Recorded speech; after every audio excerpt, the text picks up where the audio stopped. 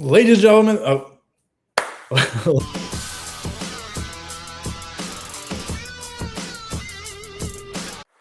ladies and gentlemen, boys and girls, it's your boy, the Wrestling Classic, and we are here for another episode of the TWC show. I got a very special guest for this week's episode. It's none other than someone I've actually seen a lot, been a lot of indie shows out here in Vancouver. Calamity Kate Kroll, how are you doing today? Hey, I'm well. Thanks for having me. I'm excited to have you because I watched this documentary and I thoroughly enjoyed it. I have seen other Vachon stuff, but I feel like you did a great job with this documentary. Before we get into it, though, I want to ask you, let people know kind of your background. As you know, you produce this for me, the director of this film, your background in the film industry. Because, like myself, I know you as I've seen you as a character on the independent shows, doing the stuff you do there. But like to know about your film background before we get into the documentary, let us know a bit about that. Yeah, so I went to film school. I won't tell you when I graduated because it was last year, of course. Yeah. I went to film school and I moved to Vancouver, and I've been working in the film industry ever since. And I, at one point I quit my job and just started making a documentary with a friend of mine named Melissa, and we made this documentary called No Fun City about like illegal underground music venues in Vancouver and like what we called the war on fun. And artists trying to find spaces to create and musicians trying to, like find crazy venues to play in because there just weren't any venues in town. And that documentary had some success. And then, I've been working in documentary and scripted production for a little while now. And it's interesting because I started doing burlesque as a way to get away from my computer, but it was like theater and creativity and story and character, which really went hand in hand with my filmmaking. And then wrestling was an extension of that. I mean, wrestling is theater, characters, costume, storytelling as well. So it's like, but it's live. So you did it. What I'm getting is you're a very creative person and you like the art of telling a story. I do. So whether it's through documentaries, burlesque, or wrestling, you love the idea of being able to create characters and tell a story or explain a story. Because I firsthand will always, people know me that I've been following forever, I'll always call wrestling like the greatest form of like art and athleticism combined, because it combines the two. You have to be super athletic to an extent, and it's also an art. Like it is theater. It is like you're more invested in the athleticism if you're invested in the story. So you're almost kind of a storyteller at heart. You are. And I think a lot of people don't know, they don't realize that. Like the people who look down their nose at wrestling, because we know those people are out there that look down on wrestling. And I'm like, if only you knew, like, this is art. Yeah. It is. It's athletic art. It really is. Mm-hmm. And I think like it allows you to like do everything that you enjoy, I feel like. With that first documentary about the club scene and whatnot, when did you realize that was that your initial thing that you wanted to create a documentary, or were you looking to write more scripts for like movies? I did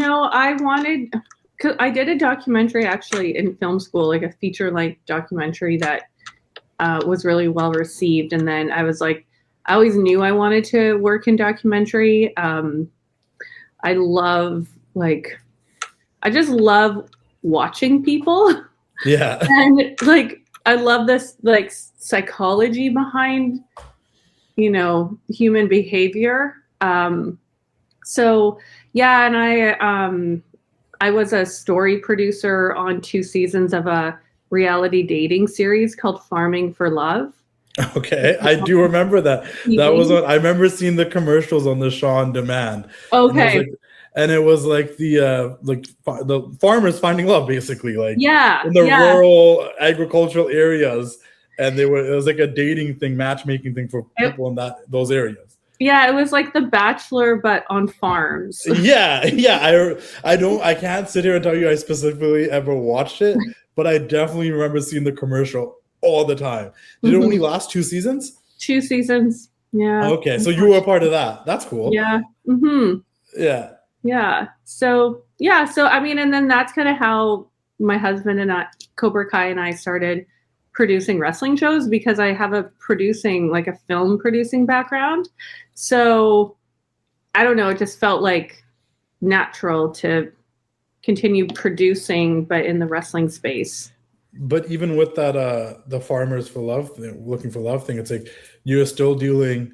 It's a reality TV based, right? So you're still dealing with real people, the real stories, and then maybe exaggerating it a bit for like the television of it all. But like that kind of goes hand in hand with wrestling and with you being a documentarian at this point. If that is that even a word, a documentarian? I think it is. Okay.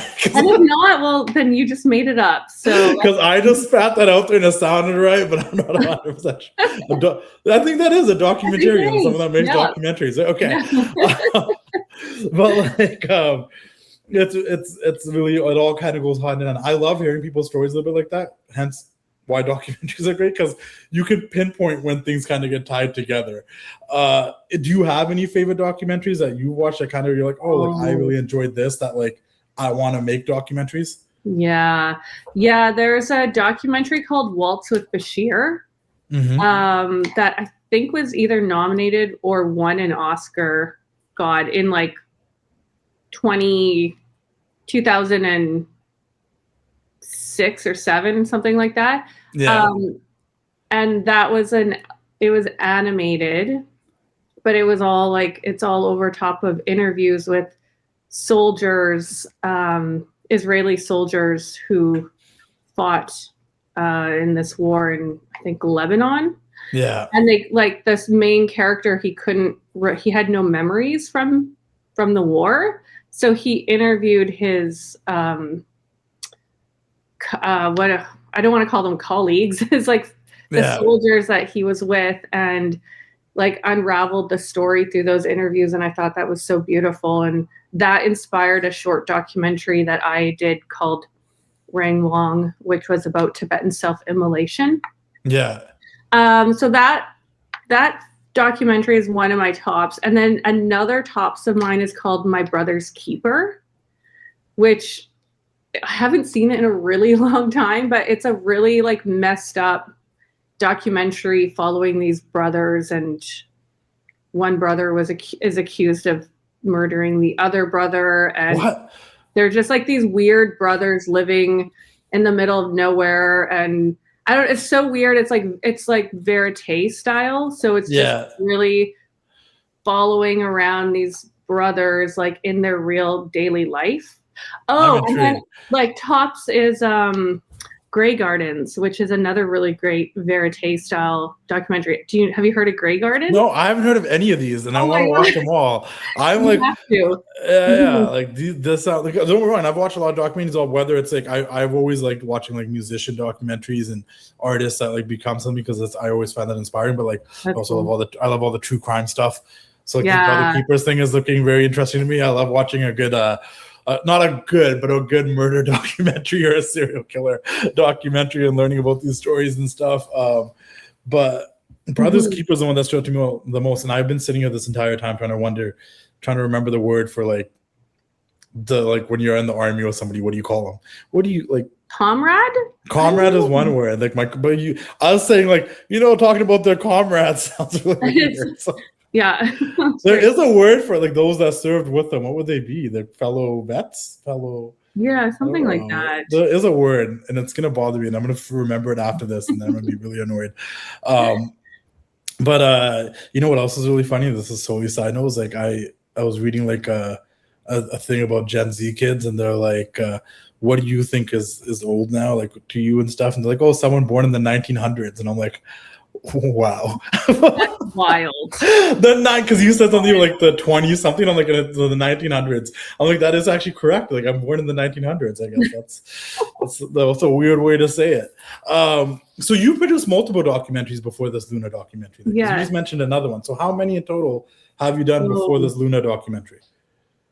Well, You I did one in was school, you did the nightclub one, you did one that you just mentioned right now, so that's 3. yeah, and then I had like a short documentary that got Canada Council for the Arts funding, and then I did a couple short documentaries for Knowledge Network.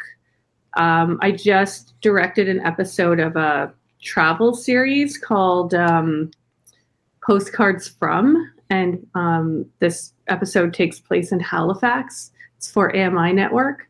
Yeah. And then I've, line produced and field produced some documentaries and some series. Like one in particular is actually a really cool documentary on Crave and Netflix called Mafia Most Wanted. And Okay, I've seen it suggested to me. I haven't watched it yet. watch it. It's so good. It's about the Calabrian, the Ndrangheta mafia, which is like from Calabria in the south of Italy, and like has a huge presence in Toronto and Montreal. So I'm intrigued. Yeah, okay. I actually went to Italy and we filmed there, and we filmed like in the village where that mafia started, and it's like the village is still full of people from the family, and we were like there with a camera, and the camera guy was like freaking out. Directed by a very talented director named Trish Dolman. So that's a little like, you wonder what you're allowed to know, what you're not allowed to know, if you're, breaking any barriers. I can see that being very was intimidating wild. a bit. Yeah. I shot a documentary in India that I directed. In India and Nepal, and we filmed in the burning ghats in Varanasi, and like that was weird because I was like, in the moment, I'm like, we're filming people like literal bodies being burnt, but I'm so focused on like the shot, and I'm like, you have a director's hat, and then afterwards I was like, wow, like what did we just do? You know what I mean? No, it is. It's crazy. It's kind of an out of body experience, and then you kind of get the realization when you get to sit down and relax and like, wait, like, because it happens all the time. You lose yourself into something, and then once you're after the fact, you're like, oh, that was a little nuts, wasn't it? Yeah. Yeah, that really kind of messed me up for a little while. It is crazy that you've picked this career path. You went to film school. You wanted to be a filmmaker. You're doing these documentaries. And it's cool that it coincides with you being able to travel and kind of see the world a bit, but you're working to do it, like that is kind of, it's kind of a cool little like cherry on top of the whole situation though. It's like, oh, I get to go to Italy, I get to go to India, but like, there's a reason we're going and there's some work to be done, Yeah, it's good, but I'd rather just be on vacation. That's fair. I'm in a mode now, like everywhere I go, it's like, I would rather just go for work. I'll be ready to sit on a beach when I'm like in my 40s, maybe. I don't know. I'm not there yet. And also, I'm single and I don't have a kid. You're probably looking more for a vacation when you're in that situation. That being said, though, what made you? So the Lunatic, the Luna Vachon story. Obviously, I know you have ties into wrestling and you're a part of it. But when was the decision made? Like, hey, we want to do a story on Luna, like Luna Vachon, someone that. Why Luna? Why'd you want to tell her a story? What made you guys intrigued with this? Who'd you partner up with? The whole shebang. Luna Vachon. Why? This is kind of a funny story. So I went and saw this documentary at the Whistler Film Festival.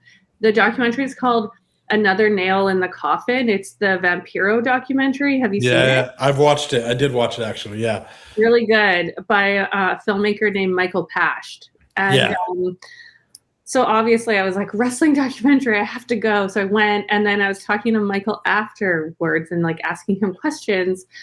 And then because he said he met Vampiro. He got to know Vampiro ages ago because he was living in Mexico City.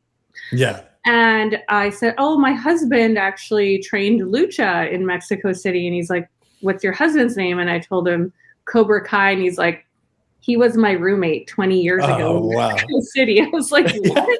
Awesome. It was so wild. And Michael owns a company called Raven Banner Entertainment, and they're a distributor, a film distributor in Canada. So I was like, okay. And Michael's really into wrestling. Yeah. I said, Michael, like, I loved your film, but I want to see women's wrestling documentary. Like, I want to see a documentary about a woman. And he's like, Yeah. pitch me something. So I said, okay, I'm going to pitch you something. And so thought about it. And I was like, there's so many great, like, I was like, okay, first of all, she has to be a Canadian. Yeah. Um, Which was because a shock to me. I didn't realize that Luna was Canadian until I watched this documentary. But go on. right? Yeah, Yeah. yeah, yeah. I was like, hey, she's got to be a Canadian. And I'm like, there's so many great Canadians. There's Trish Stratus. There's Kim, oh my God, Gail Kim. Yeah. There's a lot, Lufisto, like there's so many great women out there. And, but then I remembered meeting Gangrel ages ago, like when I first started wrestling, and Steve goes, hey, he was married to Luna Vachon, and so I thought, like, she just like came into my head, and I'm like, okay, I'm gonna do a bit more research on Luna, and then I just realized, like, whoa, like Luna has so many layers. So first of all, she has the Canadian connection. She comes from a Quebecois wrestling dynasty. Yeah. And like her Aunt Vivian was a wrestler in the 70s. So we have like that connection to the past. We have the whole like 90s, 2000s, well, 80s, 90s, 2000s era with Luna. And then we have her legacy, which we can see now in 2025. So her story kind of takes us, like, I mean, her story even goes, to the Moolah and like those days. So it really takes us through a long span of the evolution of women's wrestling. And then, but not just that, she has so many layers. So she was diagnosed bipolar. She suffered from addiction. Like, she had mental health issues. She was a mom, which a lot of people didn't know. So there's that aspect. And then the way she died was really, really tragic. And I thought, you know what? She's got a story that everyone can relate to, even if you don't know anything about wrestling. Chances are you've been somehow impacted in your life by mental health and addiction, and or like even just being a woman struggling to make it in an industry that maybe isn't built for women. Yeah. So yeah, it was just like, and then the first thing I did was called up Gangrel, and I was like, hey, I want to do this documentary. And this was 2019. So really nothing had been done on Luna at that point, because Dark Side of the Ring hadn't even been done yet, or that her episode. Yeah. So I reached out to Gangrel and I was like, I want to do this doc. And he was like, yes, like she needs to have her story told. She deserves it. And then like everyone who I approached was like, yes, I'm in. What do you need? I'm in. And it just kind of came together, and because everyone loves Luna. So you started doing this in 2019, like the initial seeds were planted in 2019. It's now coming out in 2025, which answers a lot of questions about having, Mad Dog Vachon in there, and many people that aren't with us anymore be involved with it. Hey yo, it's your boy the Wrestling Classic Justin. I'm here to show you guys the new officially licensed WWE plush toys that are available now at Walmart.ca online. Guys, you can get yourself a Jey Uso. Yeet! Look, he's got the hair, a little mullet going on here. He's got the glasses. Probably the coolest one that I think out of them all. I actually really like the Jey Uso. We got some legends. We got some guys like Hulk Hogan. We got Hulkamania. Got the Hulkster handlebars and all. We got the American Nightmare, Cody Rhodes. Cody Rhodes is up in here. Look at the details on the jacket and all that fun stuff. We got the tribal chief himself, Roman Reigns. And guys, I'm only showing you some of them. There's so many other ones that aren't here with me now. There's Shawn Michaels, Stone Cold Steve Austin, The Undertaker, CM Punk, Rhea Ripley. This one's one of my favorites, Jake the Snake Roberts with the snake. A little cool detail to have the snake with him. I think anyone would enjoy playing with this guy. It's got the OG gear and everything as well, snakeskin boots. Of course, I had to get Bret the Hitman Hart, the best there is, the best there was, the best there will be. Can I do like the thingy, the little hand thingy? I don't know. It's cool, Bret Hart. Once again, the details are really cool. You can pull the straps down. That's another thing that's like a little interesting, if you want to be playing with these. It's his retirement tour, last time ever. It says it on the shirt. This is a very exclusive plush toy of John Cena. You can do the whole "You Can't See Me," last time ever. Pretty cool John Cena plush toy. These are kind of larger than your usual plush toys.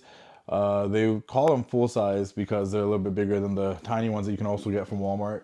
And then we also got none other than the final boss, The Rock, doing the people's eyebrow and everything. Check these out, walmart.ca. They'll be in stores. Select styles will be in select stores next month in November. And then in 2026, they'll be in some stores in the United States. WWE officially licensed plush toys. These were just some of the ones I could show you. There's a ton more. Make sure you get them all before they do another drop, so you don't miss out on any of the drops. That's crazy that you like. It's been 5 years in the making, and there's so much stuff that you were able to get that you wouldn't be able to get anymore. And I do think Luna was a great option because it does really let you talk about the history of women in wrestling, going further back than just focusing on, like, if you did a Trish or a Gail Kim, it's really 90s, 2000s. Like, you could still touch on the old school wrestling, but they weren't really a part of it. Like, there's probably not going to be stories of Trish or Gail Kim working under Moolah or any of that type of stuff that you were able to tell. What did you find most fascinating about creating this documentary? What is something that you learned that you were like, wow, that's new information for even me that's been doing the research, that's been learning about Luna, like been trying to figure it out, like I didn't see that coming. I learned so many things. I learned so many things that people don't even know. That I couldn't even, like, first of all, I had a 5-hour edit and I had to cut it down to 2 hours. I cut out so much and so many things that I'm like, no one knows about, but it was hard, but I had to do it. But I think the biggest thing I took away from this documentary was, like, I always had it in my head that the women's evolution was like this, but really, from what I noticed, it was more like this. It was. Yeah. And no, go ahead. No, because you like you kind of showcased that too, where like there was that Moolah era, they started bringing women in, then it kind of disappeared. Then they tried it again.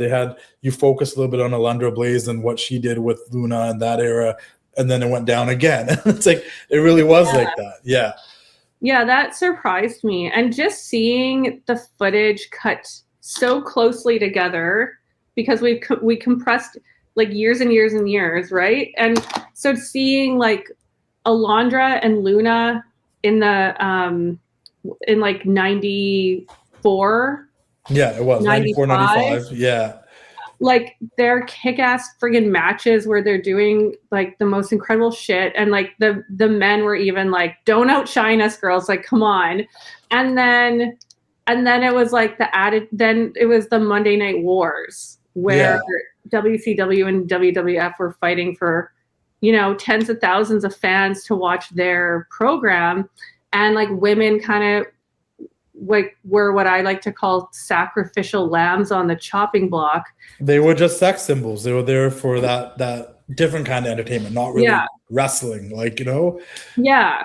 And so to see like that back to back, and to see how like, my God, like how it was acceptable even like in the late 90s, early 2000s for like, to be like commenting on women's bodies and their boobs and their plastic surgery. And even though like some of these things were a work, the fans watching it, are they thinking this is a work? Or are they thinking this is like acceptable behavior? And so just seeing that, it made me really sick, because I did watch WWF in the Attitude Era. But then, like, when I actually like got to know Medusa, for example, like, and seeing what a kick-ass woman she is and how seriously she took wrestling, and then having to watch like these WCW bits where they're just like being so derogatory towards her, it like, I cried. I was so upset about it, because that's not who she is, and like that's what they reduced her to, and it was bullshit. It is, and you saw that a lot in that era, like where you saw, like first things first, right off the bat, like as you're saying, Luna and Alundra are two names specifically that were ahead of their time. Like if they lived in 2015 when the revolution started, they would have been killing it. They would have been top stars. And you saw Medusa leave WWF and go to WCW, and then she was with the Macho Man, all that stuff. And it's great to be on TV, to be involved, to be featured. But then it became more about like the way she dresses and being hot and look at my boobs and et cetera, et cetera. And it's like, she's a great wrestler. Like, we want to see her wrestle, like, Yeah. And then you guys shared the Luna story, which has been told before. And if you read books and stuff, you've read about it, just like how they used her so much to put over Sable. And Sable didn't even want to learn how to wrestle. Sable didn't even want to learn how to bump. And Luna's doing all this stuff to make Sable look good. And she comes to the back, and Vince and the office were giving flowers to Sable. And like, it was Owen that had to come to Luna and be like, no, like, you did this. Like, there was such a different perspective on being a workhorse woman back in that day compared to like what it is now.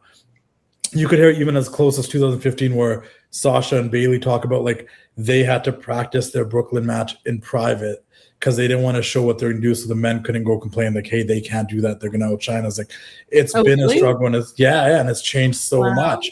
It's changed so much since 2015. The last 10 years has changed so much, but there was a point even then where like the guys would still try to tear down the women, be like, they can't do that, it's going to outshine our match. We're the ones that sell tickets, yada, yada, yada. But it was even worse back then, and it's just crazy to see how much it's changed. And I think you guys did a great job of spotlighting like, it is sad that Luna never got to win a world title. I know. And we all know who she is. And I've known, and like similar to her son, like I remember he talked about it in the documentary where he's like, I said this to my buddy too, I'm like, some of my earliest memories of Luna Vachon was I have an older brother who's 10 years older than me. We have a sister in the middle, but I had a Super Nintendo. I had that Raw game, and she was the only woman in it. And you could play as Luna Vachon. And that was so cool. Like this, and it looked like she could beat up the men. As a kid, I would believe that she was crazy enough, a lunatic enough that she could work with the men. And and it was it's just women's wrestling has come so far. Were you shocked to hear a lot about her upbringing and how she got into the business? Because I think with your documentary, obviously Dark Side did too, like to learn that she was actually like, I always was under the assumption that like, no, she was like the Vachon's biological daughter. She was part of that family. But to learn that like, no, she was a kind of like adopted, and she like she just was so similar to their characters and the craziness and the raspy voice that I just assumed she was like second generation that way. Like, was it interesting for you to learn that? Yeah, that was really interesting. Paul probably told me like 10 times. I'm like, yes, Paul. And you'll see as you saw in the documentary, he's like, have you heard that story before about her biological dad? I'm like, yes, but also I do need you to tell me on camera. But but no, that was interesting. And like the whole, thing about her dad committing suicide, and because he struggled with bipolar disorder as well. And then that was because I interviewed Ref Aubrey from AEW, she's so incredible. And because I found there were so many parallels between her and Luna, and they both kind of, are pioneers for women in the industry. But when Ref Aubrey came out about being diagnosed bipolar, I was like, okay, I need to interview you. And then to hear that Ref Aubrey's father also committed suicide and was also bipolar. Oh, I didn't know that. Wow. Yeah. Oh, yeah. She talks about it in the documentary, but we don't go into too much detail about it. But so like there were so many parallels between those two, and that was interesting.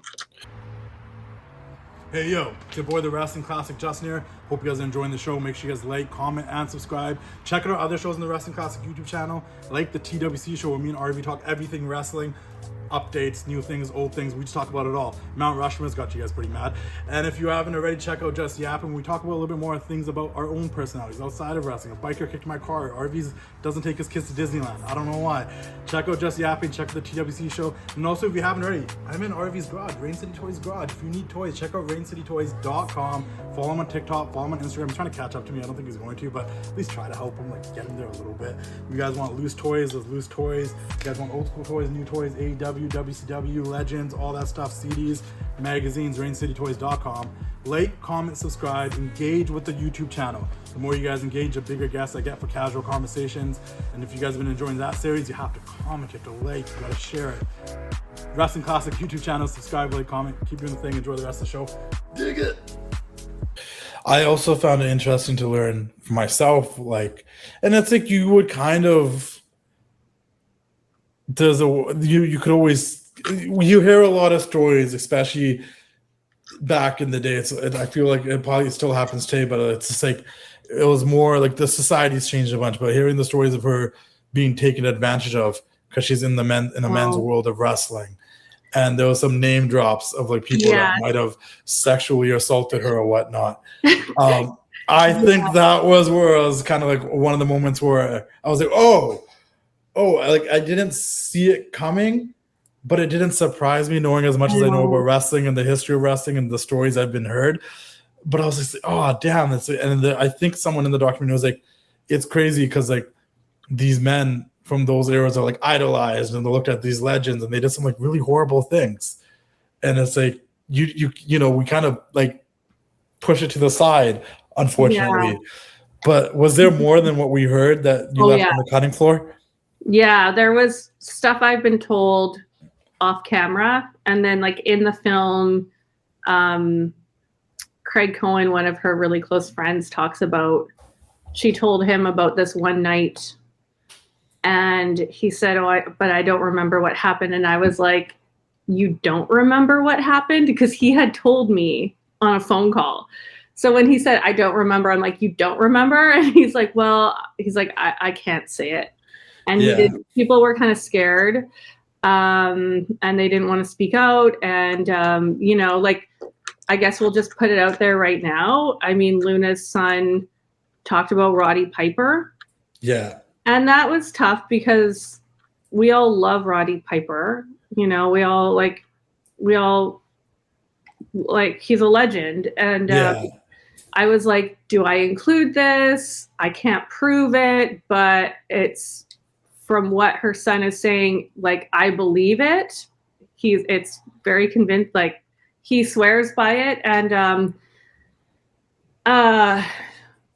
you know, Roddy's dead. So why would we like put salt on a wound? And so like initially we actually bleeped it. Yeah. But then like Luna's friends were like, no, you like unbleep it. This is her story. This is her voice. And like, you're not going to censor her voice. And that's how I felt too. I was like, this is part of her story, but also this is part of like a general story, because basically a blogger came to the film screening in Austin, Texas, and then he posted about the Roddy Piper allegation on Reddit, and people on Reddit are like going crazy. It's pretty funny, actually. It's like was like trending on Reddit. Like some people were like, good, like we need to talk about this, and then other mainly men were saying like, you know, what's the point? He's dead now. What's the point? But the point is that this is a snapshot of society at that time. Yeah. That like this was sex, drugs, and rock and roll, and this was the rock and roll lifestyle. And like I said before, like some of my idols, like David Bowie, Iggy Pop, Led Zeppelin, the Rolling Stones, like it's documented that they've slept with like 13-year-old girls. This is all documented. Yeah, and that's what I'm trying to say. Like, I'm not saying it's normal. I'm not defending it. I'm not saying like it's okay because that's just the way things were. But like, there is a part of it's like that kind of just was the way things were back then, and it sucks. I'm not saying it really sucks, but like there's John Lennon behind me, all right? And I read John Lennon. Yeah. And this man was not. And you know, I love John Lennon. I love the Beatles. I love Tupac too. That's a whole different story. But you know, like I also know this man's flaws, and I know he abused his first wife and he cheated on her, and like you know what I'm trying to say. But like, and then we in society sometimes turn a blind eye to the people that we look up to because we appreciate their art and we appreciate their music and we appreciate the stuff they put out that we are part of our soundtracks of our life or we grew up watching. Like I know this now about Roddy Piper, and I don't know if it really changes my opinion of Roddy Piper that much, but it also is like, fuck. Like, you know, yeah, you know, like, unfortunately. But the Yeah. thing is, like, how can we tell? Like, how can we understand why Luna was how she was if we can't get the full story? And I think this is just a building block in her story that led to, who she became. And he's not the only one. Am I correct? He's the only one that was named, but he's not the only one. Yeah, there was a lot, unfortunately. You don't have to say anybody. Were the other bigger names? Were the other big names? Yeah. Yeah. And I'm just saying, it's also a sign of what they're like. We've moved so far from it, so it's okay to say it now. Yeah. And we just recently heard Becky Lynch on a podcast being like, like we were warned if you come to the main roster and there's going to be this person there that's going to want to sleep with you, and if you sleep with them, you get blacklisted. But if you don't sleep with them and he tries, you also get blacklisted. That person's not there. And then it's a thing that's still going on. You get what I'm trying to say? And she said this on a podcast 2 weeks ago, and it sent the internet in an uproar of like, who's this person? Who was that? Right. And then obviously even more recently, not more recently, but also recently, like all the allegations about Vince McMahon and what was going on in that situation and other allegations. I mean, in the pandemic, you started this in 2019. In the pandemic, we had the whole speaking out movement where a lot of wrestlers got canceled and are no longer on the scene. I don't want to give any of them spotlights, but there's some wrestlers that were really popular on the independents that aren't anymore, don't even wrestle anymore. Like, it's been a thing in wrestling. So it shouldn't be surprising, but it's also like, to your credit, like, how do you tell the Luna Vachon story without telling that part of it? She dealt with a lot of mental health stuff. She dealt with a lot of addiction stuff. What I got from this documentary is she loved professional wrestling. Yeah. And I just interviewed a wrestler where I talked about, like, from the amount of wrestlers I've talked to, a lot of them will admit it, a lot of them won't, but their first love was professional wrestling more than their actual marriage or more than whatever. Like, they loved professional wrestling.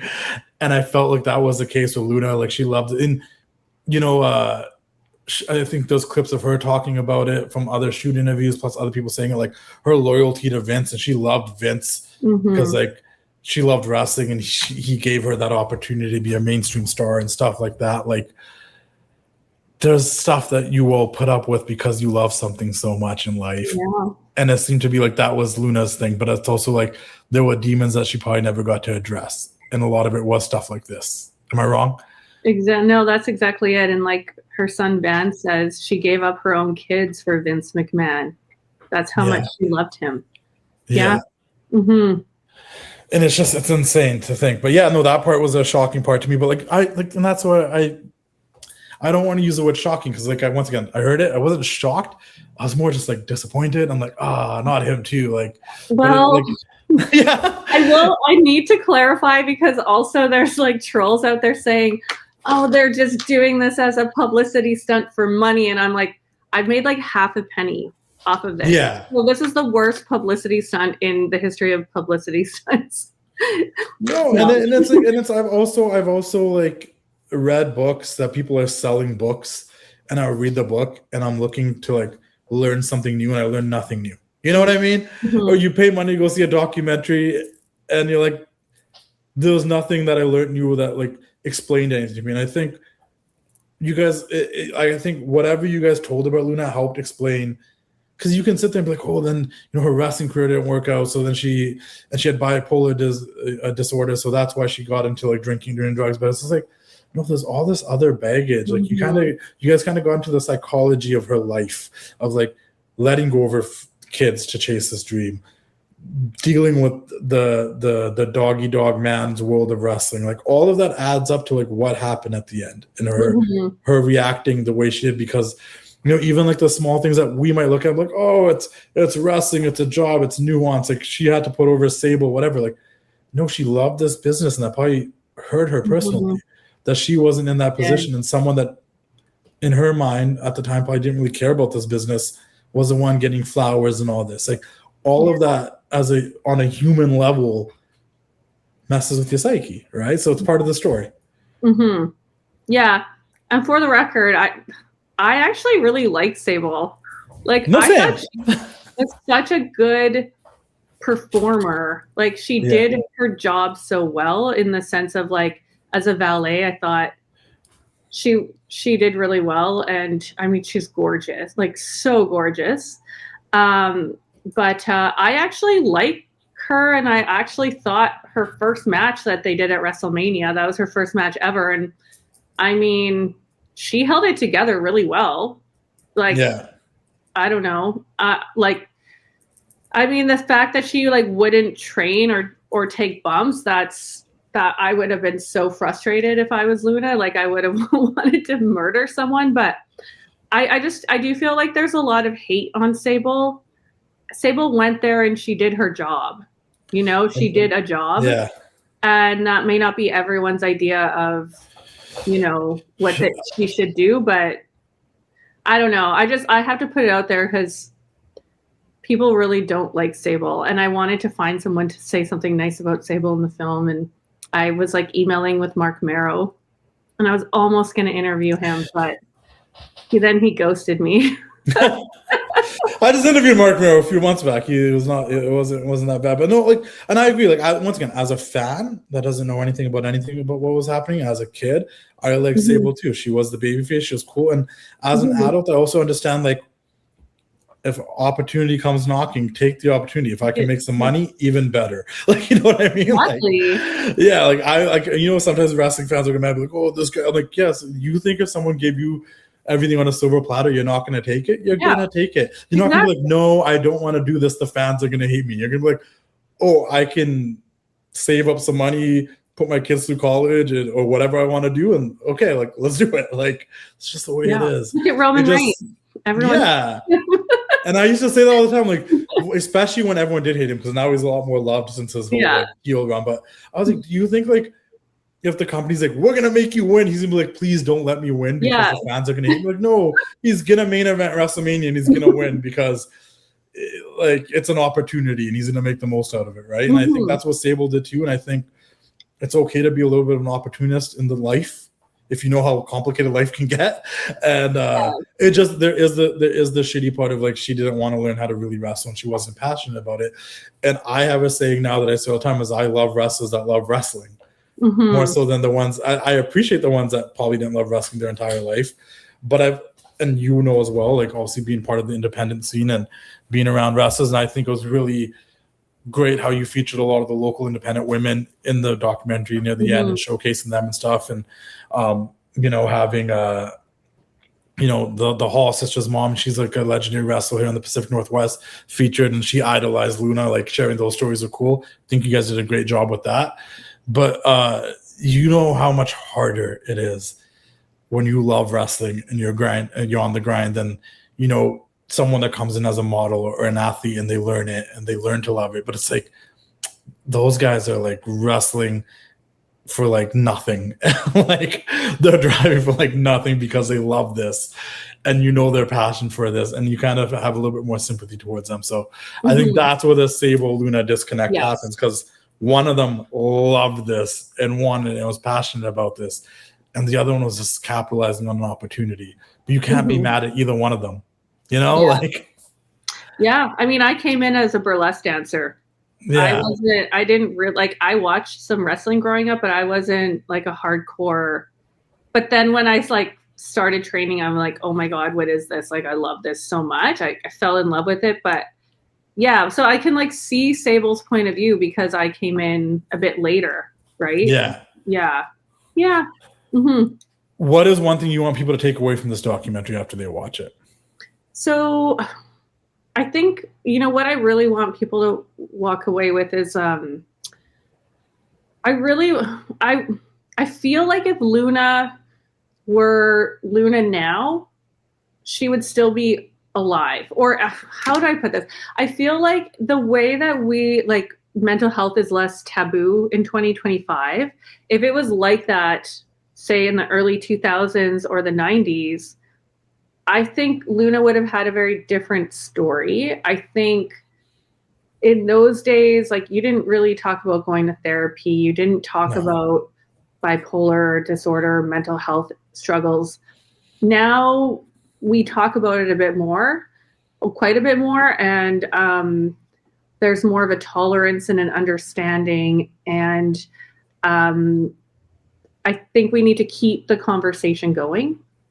Because I think it's those taboos that are really dangerous and keep people like in hiding in terms of their mental health issues instead of getting help. So I guess like that's the biggest thing I want people to walk away with from this documentary is like maybe a deeper understanding of mental health, or an understanding that it's okay to talk about it, and that it's not something to be ashamed of. And, you know, despite all of Luna's demons, I mean, we're talking about her today. I mean, she died in 2010, and it's 15 years later. Yeah, we're still talking about her almost 16 years later. So, and we're making documentaries about her. And so, despite everything she had going against her, she, you know, she was groundbreaking, and she was herself. Yeah, and I think it's unfortunate that I can't say it for sure, but she might have never really seen herself through the eyes that the fans saw her. Because us that were kids when she was on TV, we remember her because she was so unique. She was so different. She sounded different. Like there's a lot of women that have come and gone that kind of flew under the radar because there wasn't anything that special about them. But like you can ask someone that grew up in the 90s and they're like, oh yeah, Luna Vachon. She used to scare me as a kid. Like she was crazy. Like, you know what I mean? Yeah. And it sucks that maybe like, you know, at the end of the documentary, you guys really focus on the fact that she was upset that she never, like, even her son was like, man, they could have just given her the title one time. Like, you know, like, you know, that would have just like made her so much happy. But it's like she was so stubborn on like she never won the title. So it's like she never needed it. We still remember her, you know? Yeah, exactly. Like she's won more than a title in my mind. Yeah, she's larger than the title. We remember Luna Vachon as Luna Vachon, and I think you guys did a really good job at capturing that. Yo, it's your boy, the Wrestling Classic, Justin here, and I'm here to tell you guys about one of wrestling's best kept secrets for merchandise, officially licensed WWE and NXT merchandise, 500level.com. Check them out, 500level.com. Get officially licensed merchandise for the WWE, NXT, UFC, MLB, NBA, NHL. They got it all. If you join the Partnership Point program as a loyal customer, you will get discounts down the road. You can find merchandise for some of your favorite NXT stars that you can't find anywhere else. Javon Evans, Kalani Jordan, Carmen Petrovic, Lola Vice, Trick Williams. They got merchandise for everybody on NXT. You got OG shirts like this NWO shirt. You got big stars like the Queen Charlotte Flair. You get new designs like this new design for Lita. You get designs I helped out with, like this design for Dakota Kai, which I was a part of creating when Dakota didn't have those many shirts going on. You can get, like I said, NXT superstars like Carmen Petrovic and many others. You can get OGs like the none other than the Hot Rod, Rowdy, Roddy Piper. You can get CM Punk, Jey Uso, Seth Rollins, Roman Reigns, anybody you want. Sami Zayn's 500level.com. Check them out. You can even get the bad guy, Razor Ramon. You get your OG, like I said, logo shirts, NWO, WWF, Survivor Series, Raw's War. 500level.com. Check them out. Join the partnership program. Some of the best quality shirts, premium quality, regular quality.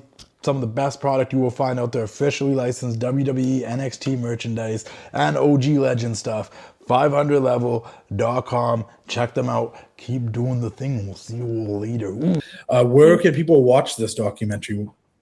So, okay. So in Canada, it's going to air on Hollywood Suite, which is you can get that channel through your cable provider or through Amazon. I think you could probably just like sign up for it for like a month, and then it's not very expensive. So I think it's airing on December 16th in 6 days, but I haven't seen anything about it, so I don't. I'm not 100% sure, but it's going to be airing on Hollywood Suite, so people are looking for it. Yeah, that's where they can watch it in Canada. They can watch it in Canada, and then on the US, we're trying to like get it somewhere, but it will for sure be at some point streaming online. So I would just say the best thing is to follow our social media, our Luna Vachon Story social media. Yeah. For more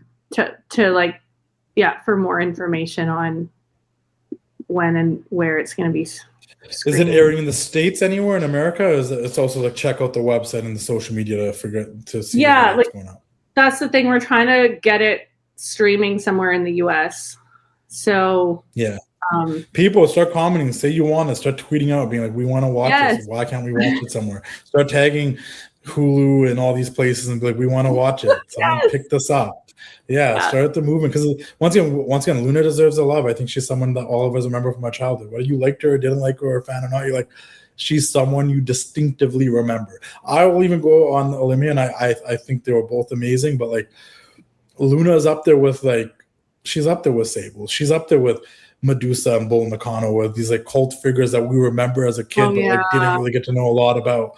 And now like we do, and there's an opportunity to see that. And I feel like as much as like Dark Side of the Ring was focusing on the dark side of Luna's life and career, like you guys balanced out it all. The happiness, the dark side, the entire like who Luna is fully, in essence, like all of her triumphs and tragedies was in this documentary. So that's what makes it different. That's what makes it stands out. You get to hear people talk about it that were genuinely close with her son, her friends, her colleagues, her father, like it's, and like one of the last, like he got emotional talking about her a ton of times. Oh my God. You could see near the end how much, I think they were celebrating his birthday, and you could just see how much he had love for her, and filming that must have all been so cool, and being in these moments and seeing them were super cool.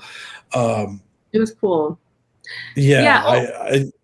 And you get a little bit of all the other drama. You get to learn about Moolah and that drama and stuff Alundra dealt with. Like it's about Luna, but you also get to like learn a little bit more about women's wrestling. And it will be on Hollywood Suite in Canada starting December 16th at 6 p.m. Okay, sweet. So it's available on Hollywood Suite on demand, and so starting December 16th. So if you want, I'll post about it online as well. Yeah. And then I also try and figure that out. We're trying to figure it out. Yeah. The other thing that now that I brought up Moolah really quickly it was fun before we like wrap this up that like there were people that were like, no, she was a pimp and she was posturing us and she was sending us out with men with the intention that we were gonna hook up with them or whatever. And then there's the other women on the flip side like, no, it wasn't like that. She was just saying like, if you want to get a free meal, like, and it's like, well, like that's a whole story in itself. Like that's it really is. But you know what? Straight from Luna's mouth, that Moolah did pimp her out. So I don't know. Yeah, that's a tough one. Like you always have the defenders and then the people being on the other side. So I found that very interesting as well. That all being said, well, even talking about Moolah, talking about Alundra, you started this 2019, it's coming out today in 2025. Do you have any inkling or intrigue to do another wrestling documentary? Oh, I'm so tired. Like I had a baby while I made this documentary and there was COVID. So I'm tired, but I have so much good footage that I think there's like some type of series in here. I do. I want to make a series. Like I have some incredible interviews about Daphne. Yeah, that's amazing. Yeah. And she is just such an incredible person. I know there was a dark side. My interview was before the dark side.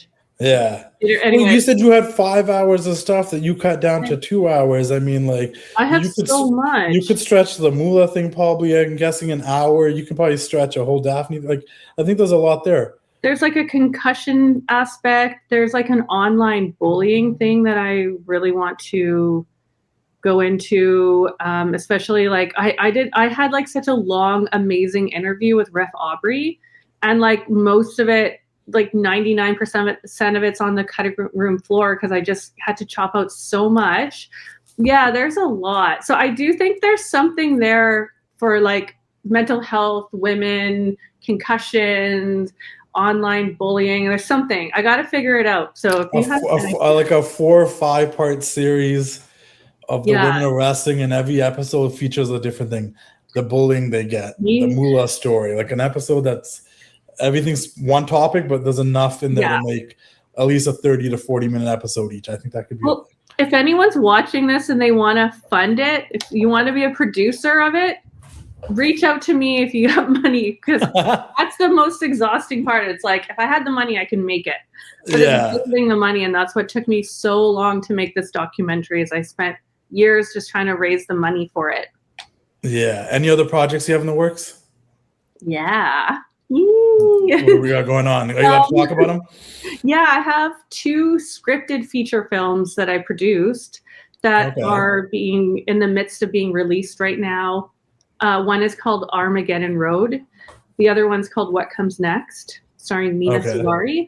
And then I'm developing another documentary that I won't really talk about right now, but it's a documentary about my aunt. Yeah, and I'm always trying to get the next film going. So where can people follow you on this filmmaking journey and wrestling and everything that you do, or being a mom your whole life? It's this you wear like 6 different hats. I remember, I think we talked about that one time. You're like, I wear so many hats, I don't even know. But where can people find you? Where can people follow along your journey? So Kate, like my Kate Kroll, like filmmaker, social media is KateKroll.blackmoonmedia, because that's my production company. And my Calamity Kate Showgirl is my wrestling social media. Ego. My alter ego, yeah. And just like a big shout out to the producers of the documentary, Pasha Patriki and Michael Pasht. Yeah. Yeah. Mm-hmm. Oh, and Greg Oliver, of course. Yeah. You guys make sure you guys go check it out. Now I'm just thinking about things in the documentary. I also thought it was such a trip, that whole Gangrel story about the day Luna passed away. And I was I never heard that either. And I'm like, what a coincidence. What a weird twin flame coincidence. His gun story, there's like so much more to that story that I had to cut out. But basically, I'll tell it really quick because I know we have to wrap it up. But when Luna got into, when she found God, like she became a born again Christian towards the end of their relationship, and she like dragged Gangrel out to this like church event. He really didn't want to go. She dragged him out, and this guy comes up to him and says, God told me I need to ask for your phone number. And he's like, whatever, like I'm not giving you my number. And he eventually did give his phone number to this guy. And then, like, I don't know, weeks later, he and Luna got into a really bad fight. Like he says in the documentary, they were fighting for days. And so at one point, he pulled out a gun and he's like, I'm just going to shoot Luna, and then I'm going to shoot myself, and I'm just going to like end her suffering. And then he's like, I can't shoot Luna. I love her too much. Something like, I'm just going to shoot myself. And he had the gun in his mouth about to do it. And the phone rang, right? Which you hear in the doc. But the thing is, it was that guy who said, God wanted me to have your phone number. That guy called him as he had the barrel of the gun in his mouth. It's wild. I'm telling you, man, the universe works in divine fashion. That's insane. I'm telling you, you got stories there. You can do like a mini YouTube. You can start a YouTube channel. The stuff will pop up and monetize itself. I'm telling you, little mini stories. You know what I'm trying to say? Like, there's stuff out there. Like, that's a cool story that I think people would really like. I just enjoyed it. And if they listen and watch this, they'll enjoy it. Like, that's insane. Thank you so much for doing this. Thank you. Once again, I hope everyone watches the documentary. I could talk about it for like every couple of minutes. I'm thinking about something. I'm like, oh yeah, that happened and this happened in it, and I forgot about this. But like, because Luna had such a long and cool career. She was part of multiple generations of wrestling. She was part of the 80s as a little kid. You got to remember, she was a child in wrestling. She was traveling with her dad and Paul and them, and like on the road with them to like being a part of it. And then the later part, like being part of the Monday Night Wars, being part of the New Generation era. Then she was a legend during all the, the most recent eras, and got inducted into the Cauliflower Alley Club Hall of Fame and all this stuff. Like, she's seen it all. So there's just so much to cover.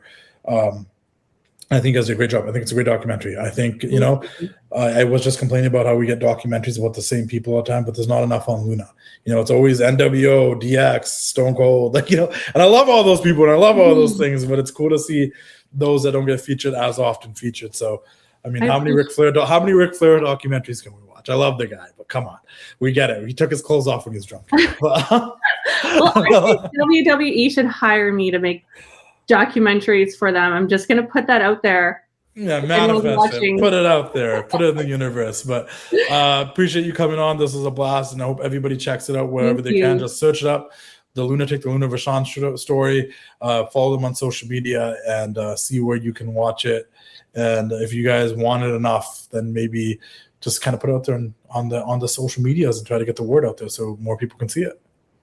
Thank you so much. Thank you. I appreciate it. Everyone keep doing the thing. We'll see you all later.